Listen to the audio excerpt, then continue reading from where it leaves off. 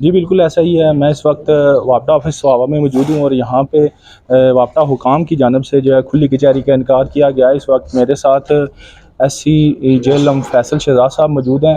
آئیے ان سے جانتے ہیں کہ آج انہوں نے کھلی کچہریاں سائلین نے اپنی شکایات کی ہیں تو آپ اس حوالے سے ازالے کے حوالے سے آپ نے کیا اقدامات کیے ہیں اور آج کی اس کھلی کچہری کے حوال بتائیں کہ کیسی رہی. جی بسم اللہ الرحمن الرحیم. بہت شکریہ آپ لوگوں کا. آپ لوگوں نے بھی کور کیا یہ سارا.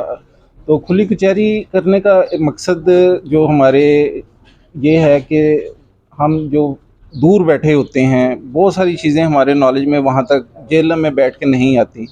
تو یہاں عوام کے پاس آنے کا مقصد ہی یہ تھا کہ ہمیں پتہ چلے کہ ہمارا سٹاف کیسے کام کر رہا ہے اور جو ہم لوگوں کو سہولت دینا چاہتے ہیں کیا ان تک پہنچ رہی ہے یا نہیں پہنچ رہی. تو الحمدللہ یہاں پہ ابھی 2 گھنٹے کے سیشن میں ٹوٹل 7 یا 8 کمپلینٹ آئی ہیں اور یہاں پہ جو لوکل نمائندگان ہیں انہوں نے سٹاف کی تعریف کی ہے جس کی دلی خوشی ہوئی ہے مجھے کہ وابڈہ سہاوا آفس کے سٹاف بہترین کام کر رہا ہے. تو کچھ شکایات جو ہم تک پہنچی ہیں اس میں مین تو ٹرانسفارمرز کی ریپلیسمنٹ کی ہے, ایڈیشنل ٹرانسفارمر لگنے کی ہے. تو وہ میں نے آپ کو پہلے بھی بتایا کہ ہماری پوری کوشش ہے. 29 ٹرانسفارمر ابھی تک تقریباً 2 کروڑ کی مالیت کے ہم لگا چکے ہیں اور مزید 2 کروڑ روپیہ ہمارے پاس گجر خان کے لیے جس میں ہم 30 ٹرانسفارمر مزید لگائیں گے وہ بھی ہمیں مل چکے ہیں. تو اگلے 2 مہینوں میں آپ دیکھیں گے اس میں مزید بہتری آ جائے گی. اچھا سر, آپ سہاوا کی عوام کو کوئی وابڈہ کے حوالے سے کوئی پیغام دینا چاہیں؟